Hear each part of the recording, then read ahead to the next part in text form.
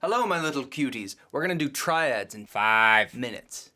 Let's begin. First thing you gotta know before we get to this chart is scale degree. Scale degree is nice and simple. You take the major scale, C, D, E, F, G, A, B, C, and you just count up. So C is 1, 2, 3, 4, 5, 6, 7. And this is either 1 or 8 because, again, it's C, but it's up an octave. So it's C, so you could call it 1. But since it's up an octave, you call it 8. We don't have to deal with that for triads at all. We just need the first 7. Sometimes, when you get notes outside of the scale, like, for instance, E flat, we got to think about this for a sec because we don't have an E flat in here. We have an E, right? So if E is the third, E flat is a flat third. Right, because it looks like E, but is one note lower. Similarly, if we had like, let's say a G sharp, right? G sharp would be a sharp 5 because G is the 5th, and we go up one more note, so sharp 5. Okay, now that you know what scale degree is, here are triads. First of all, triads are 3-note chords. Some people will say that triads are only these on this thing. Other people will say that it's any time you get 3 notes. I like that definition, but who cares? Chord quality, scale degrees, chord symbol, notes in each of these columns. Start with major. A major chord is 1, 3, and 5, which you'll remember means the first, the third, and the 5th note of the major scale. So that's do, re, mi, fa, sol, do, mi, sol. Put those 3 notes together, guess what? Major chord. So, moving on, chord symbol.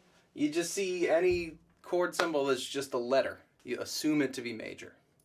And I've given the example of C here, so the notes in that would be C, E, and G, because that's 1, 3, and 5 in the key of C. Minor.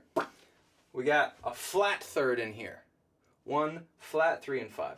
Sometimes people will think that if you flat the third, that means you also bring the 5th down as well, but that's not the case, right? If we look over here, skip ahead, C, E flat, G remains the same. If it's a 5, it's always going to be G in the key of C. We got 2 chord symbols, C with a little m or C with a minus sign. The little m is much more common. Diminished. You can think of diminished. It's to diminish something is to make it lesser, to bring it down, right? And a diminished chord has 2 flats in it. You bring it down. So, C dim or C with a little circle. I like the little circle. I think dim is more common, but the circle is better.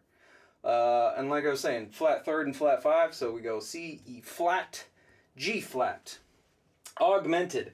This is the only chord that does not exist in the major scale. You can make all of these other ones out of the major scale, but the augmented chord comes from a parallel universe known as the whole tone scale. It's pretty cool. Anyway, 1, 3, and sharp 5. That's fun. You'll see it as C, A-U-G, aug, or C with a little plus sign. And again, aug is probably more common, but the plus sign is better. I think it's nice and neat. I use that one. Let's change everybody's mind. Anyway, 1, 3, sharp 5. C, E, G, sharp.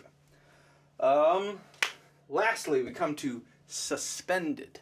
Now, this guy's a bit of a special case too. It's the only one that doesn't have a third in it, right?